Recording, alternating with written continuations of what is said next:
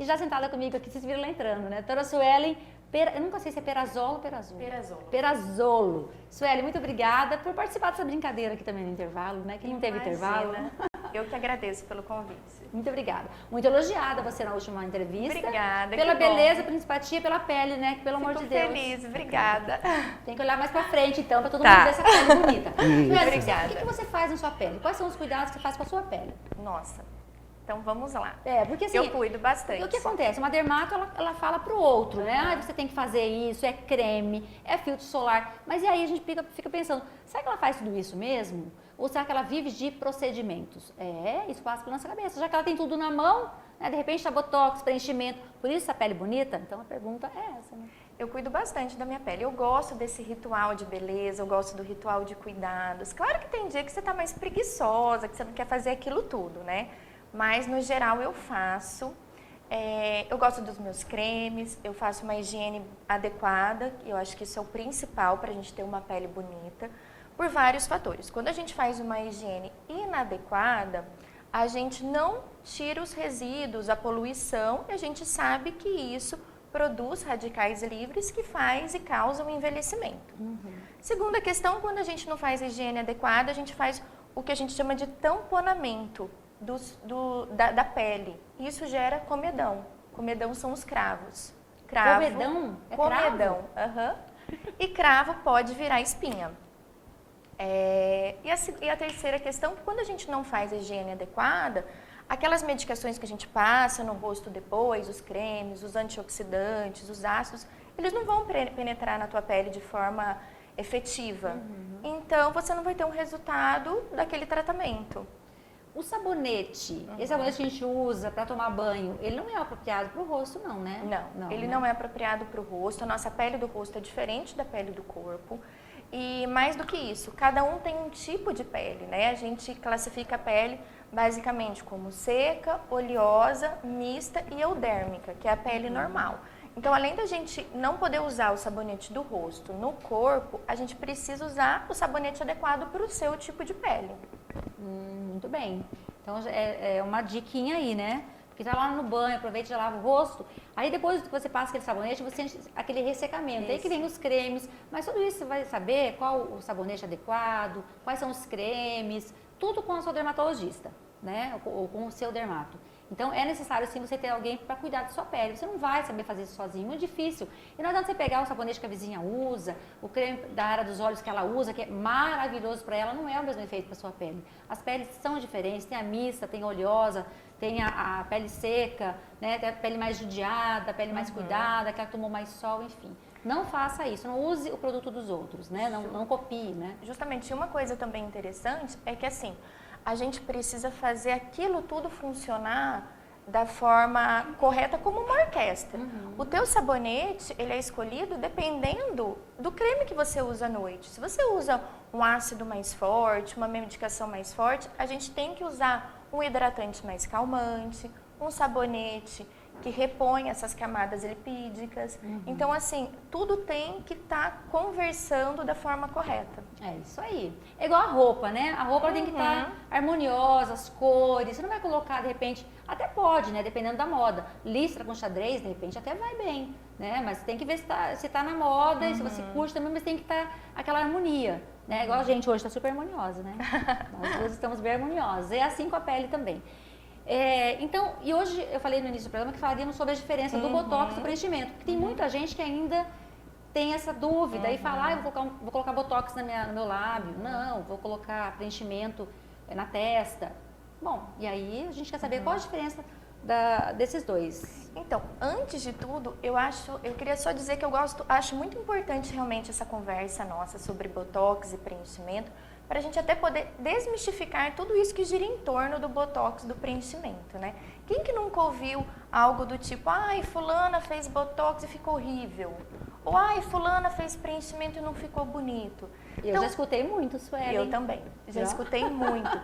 E aí, o que eu percebo? Que as pessoas colocam a culpa do resultado daquele procedimento inestético, aquele resultado inestético daquele procedimento, no botox e no preenchimento.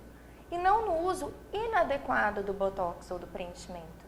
A gente tem profissional, então, você disse que colocou de forma errada, a quantidade errada, é isso? Na verdade, várias coisas podem ter acontecido. A gente pode ter feito, o que pode ter acontecido é, de repente, uma indicação errada. Às vezes aquele paciente não tinha indicação de botox, não tinha indicação de preenchimento. O que pode ter acontecido é, entre todos os ácidos hialurônicos que existem vários tipos de ácido hialurônico, ter escolhido o errado, técnica errada. Entende? E também tem a questão que é muito individual, que é a percepção do bonito, do belo ou não. Isso muda de pessoa para pessoa, né? Então, às vezes o que é bonito para um não é bonito para o outro. Então, é importante o paciente se identificar com o profissional para ver se ele tem aquela percepção de beleza como você tem, né? Se está falando a mesma língua. Eu já vi muita gente falar. E já vi muita gente ficando estranha também com botox, né? Com o rosto paralisado, os olhos parecendo de vidro, né? Um rosto assim mais de... uma fisionomia mais de brava, né? Enfim, várias coisas a gente já viu. Então, algumas pessoas realmente têm um pouco de receio e falam, não, peraí, será que é o profissional? Será que é o produto? E por isso tem que buscar um bom profissional, alguém que você realmente conheça, alguém que já tenha ido lá e te falado dela, né, ou dele, enfim, é muito importante isso. Isso a gente fala de qualquer profissional, cirurgião plástico, qualquer um, né? E aí, então a diferença, assim, a básica, né? Bom, são procedimentos completamente diferentes, com indicações diferentes, e o produto usado em cada um deles é completamente diferente. Então, o Botox, que a gente chama, né, comumente de Botox, mas o nome é toxina botulínica, nesse procedimento a gente usa a toxina botulínica, que é um neurotransmissor produzido por uma bactéria chamada Clostridium botulinum. Então, essa bactéria, a gente consegue pegar essa substância de forma completamente purificada, congelada a vácuo e de forma completamente estéril, e a gente injeta no paciente com a intenção de diminuir ou abortar o estímulo elétrico que o nosso cérebro faz para o músculo. Então, quer dizer, vamos fazer o exemplo da testa, né? Quando a gente faz assim na testa, meninos, corta aqui pra mim pra ficar um pouco mais aqui. Faz assim, né? Fica aquelas linhas. Isso. Se eu aplicar, não vai ter esse movimento aqui, então eu não vou ter as linhas aqui, né? Mas o ideal não é nem que você não tenha esse movimento, é que você tenha esse movimento de forma com que ele não produza ruga. Senão eu nunca vou poder fazer assim, né? Justamente. Tipo, espanto, cadê? Não tem, né? Então a toxina botulínica age na transmissão de cérebro para músculo sobre o movimento, entendeu? Então a gente trata principalmente as rugas causadas pela contração do músculo. Quais são as rugas mais comuns? Quais são os locais mais comuns que a gente aplica? Então, na ruguinha da testa, na ruguinha de quando a gente forma a cara de brava, no pé de galinha. Essas são as aplicações mais comuns. Mas hoje em dia a gente aplica em várias outras áreas a toxina botulínica. Mas o básico, assim, tipo, onde que eu aplico? Daqui pra cima, então? Isso é o mais comum, né? Mas hoje a gente aplica muito no pescoço, que a gente consegue com o pescoço, aplicando no pescoço, um alongamento do pescoço, uma melhor desenho do rosto, a gente previne a flacidez. A gente também pode aplicar no mento, que é o queixo, porque a gente tende, com o movimento desse músculo do mento, a virar o queixo para cima, formando esse sulco, deixando o que a gente chama de queixo celulítico. Então, a gente também aplica no canto para melhorar essa quedinha do canto da boca. Nossa, gente. A gente aplica para sorriso gengival, para a ponta do nariz quando cai, quando esse músculo é contraído. Então, a aplicação hoje ela é muito ampla, a aplicação da toxina botulínica. Mas o mais comum, o básico, é realmente no terço superior do rosto, para as rugas da testa, do pé de galinha e para as rugas que a gente forma ao movimentar o rosto fazendo a cara de brava. Muito bem. Então agora a gente já sabe o que é Botox, né? Onde que ele é usado. Agora vamos para o preenchimento. O preenchimento não vai, a testa vai? Depende, Até né? vai. Até vai. Na verdade, o preenchimento com ácido hialurônico, eu costumo dizer que o ácido hialurônico é como se fosse uma massinha. E é um procedimento muito seguro porque ácido hialurônico a gente chama de um produto selfie. O que significa isso? Que já existe no nosso organismo. A gente nasce com ácido hialurônico, mas a gente também compra o sintético e injeta para estruturar o rosto e fazer preenchimento. Antigamente a gente falava só em preenchimento, hoje a gente fala até mais de estruturação, porque a gente sabe que conforme a gente fica mais velha, há uma absorção de osso, há uma absorção e uma pitose, uma queda dos coxins gordurosos.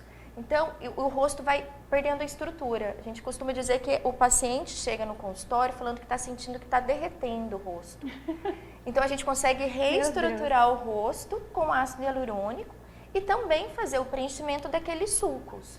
Então, a gente usa muito no sulco, na marionete, mas sempre antes a gente estrutura a face. A gente coloca o rosto para cima novamente. Legal. Agora, para a gente finalizar essa entrevista, uma pergunta que eu acho muito importante, toda vez que você vier aqui, eu acho que eu vou fazer a mesma pergunta, a gente vai tocar nesse assunto sempre, que é as pessoas terem o rosto igual, né? Tipo, eu não sou igual a você, mas daqui a pouco, vamos colocar duas pessoas assim, tipo eu e você. A gente começa a fazer os preenchimentos e a gente vai começar a ficar com a boca igual, bocão, aí a gente vai fazer aqui o contorno, a gente vai ficar igual, aquele contorno mais quadrado. Aí de repente tá todo mundo com a mesma carinha, aquele olho de vidro, porque é muito botox. Né? As pessoas não começam a ficar assim, mais ou menos iguais, e isso não é legal, né? Na verdade, acontece. O que a gente percebe? Que na verdade a beleza, ela é facilmente identificada, mas ela é dificilmente explicada, né? Porque ela é um conjunto de fatores objetivos, subjetivos e culturais, né? O que é bonito aqui não é bonito necessariamente no Japão, por exemplo. Aqui a gente tem a tendência de achar atraente o rosto mais quadrado.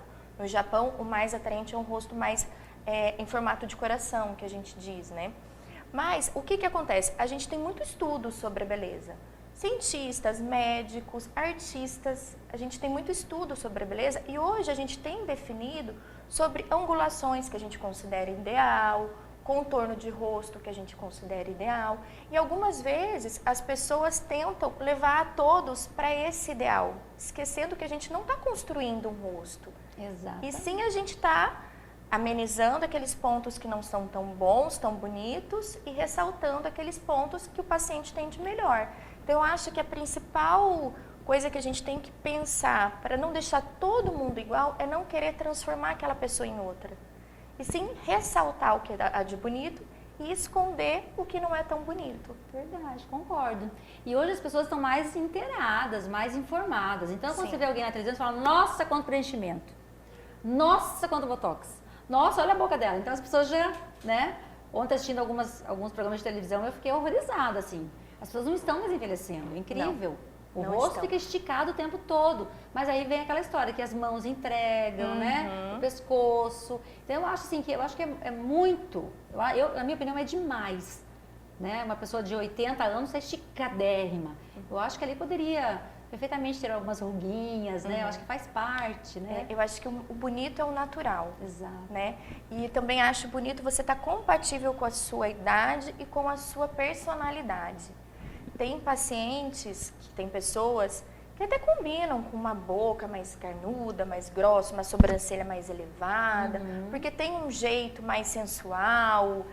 Mas vem também da personalidade. Né? Agora tem pessoas que precisam, que tem um perfil mais delicado, uma beleza mais singela, e a gente tem que respeitar isso. E é importante lembrar também de ressaltar que a gente também não adianta tratar só o rosto, como você mesmo disse, mão entrega, pescoço entrega, colo entrega, então a gente precisa tratar como um todo. Que legal. Adorei nosso bate-papo. Lembrando que a doutora Suelen virá aqui a cada 15 dias. E seu marido também é dermato, sim, né? Dermatologista, O Bruno. Bruno Lavarria aqui. Então, de repente, a gente faz até, de repente, vem, quando você não puder vir, o Bruno vem. Claro, combinado. Porque a gente tem muito assunto para falar sobre a nossa pele, como cuidar. E tem gente que não quer envelhecer, a gente vai, mas a gente pode envelhecer com um rosto muito bonito, né, bem cuidado. Então, acho que a dermatologia tem um leque gigante e que o programa aqui precisa realmente dessas informações. Que bom, será um prazer. Obrigada.